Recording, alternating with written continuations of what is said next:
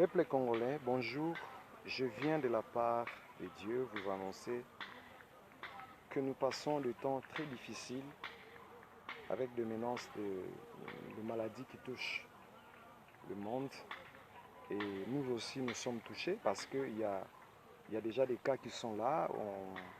On nous apprend, il y a 35, 36 et je ne sais pas aujourd'hui si c'est à combien de gens. Mais je vais simplement vous annoncer que à la fin de ce mois ici, on ne parlera plus de cette pandémie. Donc on ne parlera plus de ça. Je vous annonce comme apôtre de Jésus, cette pandémie, son influence, c'était plus le mois de mars.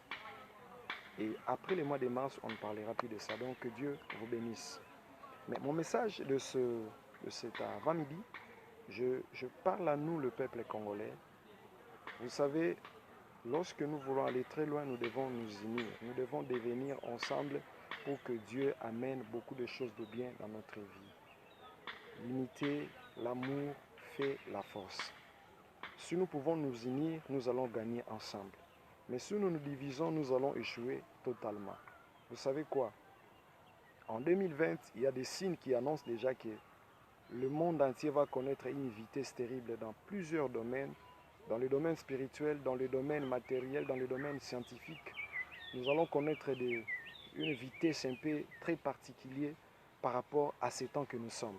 Mais je vais simplement nous dire, nous amener à comprendre que nous sommes un peuple auquel Dieu a choisi. Nous sommes un peuple élu de Dieu. C'est au travers de nous que la parole sera prêchée dans le monde. La parole de Dieu sera communiquée partout. Il y a des hommes dans le monde entier. Vous voyez, lorsque nous lisons Ésaïe 17 et puis Ésaïe 18, nous allons comprendre plus le travail capital de notre pays. Le pays des messagers rapides, on parle de nous. Le pays des adorateurs, on parle de nous. Mais lorsqu'on parle de nous, regardons nous-mêmes comment nous nous comportons devant la pensée prophétique de Dieu de notre pays. Vous voyez, donc nous avons fait face à des grandes pandémies, des grandes épidémies qui ont tué, que par ailleurs, les gens ne peuvent pas supporter cela. Et les gens ne peuvent pas rester calmes dans de telles conditions, dans de telles pandémies. Mais nous avons résisté et nous sommes là. Et rien de mal s'est arrivé. Voilà pourquoi je vais simplement nous amener à comprendre que nous, peuple congolais, nous devons nous aimer par l'amour vrai. Enlevons l'hypocrisie, arrêtons avec la haine inutile, arrêtons avec la jalousie mal placée, arrêtons avec des choses auxquelles les tribalismes, on est content avec celui-ci et mon frère de telle province et de telle province. Oh non, lui il est de Bandundu, lui il est de l'Équateur, lui c'est de Kassai, c'est de Katanga, c'est de... Non, nous sommes tous Congolais, c'est le Dieu qui nous a fait tous Congolais, c'est pour que nous puissions être ensemble. En étant ensemble, nous allons devenir forts. Ce que font les autres pays, ils font tout pour qu'on ne soit pas unis. Ils font tout pour qu'on soit toujours divisés, pour que nous ne puissions pas devenir vraiment la vraie force auquel nous devons être. Mais si nous devons être unis, nous serons forts. Je vous annonce que dans quelques temps ici, nous aurons un dialogue dans notre pays. Ça peut peut-être pas plaire à certaines personnes, mais je vous annonce comme apôtre de Dieu, par la vision prophétique que nous avons vue, nous aurons un dialogue.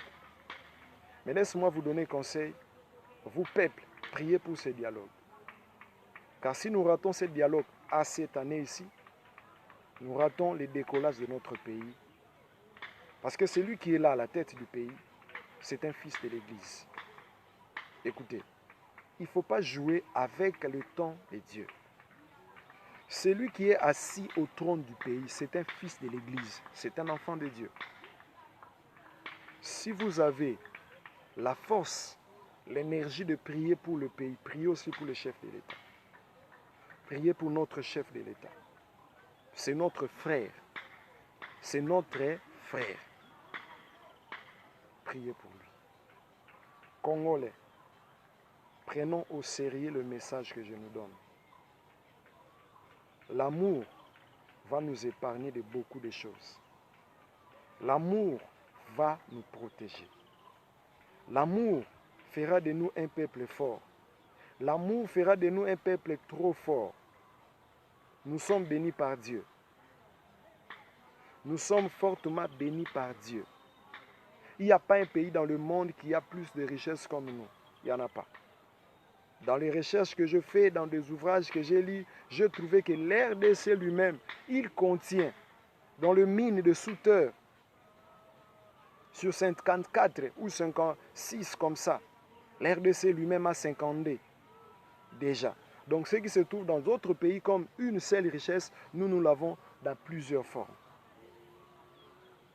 Nous avons été bénis. Notre heure est bénie. Soutenons-nous. Soutenons-nous. Nous sommes une race de Dieu. Une race bénie de Dieu. Lorsque Dieu a dit par Jésus-Christ, il est venu chez les siens l'ont rejeté. Lorsqu'on rejette quelqu'un, il va où? Il va chez quelqu'un d'autre. Le Jésus qu'on a rejeté en Israël, il est avec nous. Lorsque le blanc venait en Afrique, et précisément à la RDC, il venait avec l'évangile. Mais ils étaient eux-mêmes étonnés de trouver que ce peuple, il prie déjà les dieux véritables. Ils connaissent déjà Yahweh. Ils se mettent déjà à genoux, ils prient Dieu.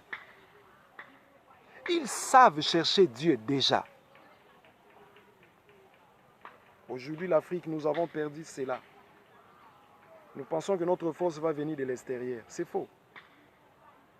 Ce n'est pas à l'Occident que notre secours va venir. C'est faux. DRC, notre force, notre joie, notre paix ne viendra pas de l'extérieur, ne viendra pas de l'Occident. Notre vie dépend de Yahweh. C'est nous-mêmes, nous devons nous aimer, nous devons nous soutenir, nous devons nous coller. Si on fait des dialogues, faisons des dialogues très sincères. Je peux même vous annoncer, faisons un dialogue d'amour. Un dialogue auquel il y aura des pardons. Les gens vont demander pardon au peuple. Ce n'est pas des dialogues auxquels on se dispute des postes. Des dialogues auxquels on va se demander pardon. On va se dire, pardonne-moi parce que j'ai tué. Pardonne-moi parce que j'ai fait ceci, je fais cela. Et c'est alors que notre pays va démarrer. La Bible dit, le pardon est une puissance qui libère. Il y a beaucoup de personnes ici au Congo, surtout dans la politique. Ils pensent qu'ils sont des hommes forts. Ils restent forts. Mais c'est faux. Tu es faible. Ta faiblesse, c'est que tu n'as pas le pouvoir de ta vie. C'est ça déjà qui constitue ta faiblesse. Le pouvoir de ta vie, quand tu sors là, tu marches, c'est Dieu qui a le pouvoir de ta vie. Ne te crois pas trop fort. Demande pardon au peuple. Si tu as fait couler le sang des Congolais, demande pardon.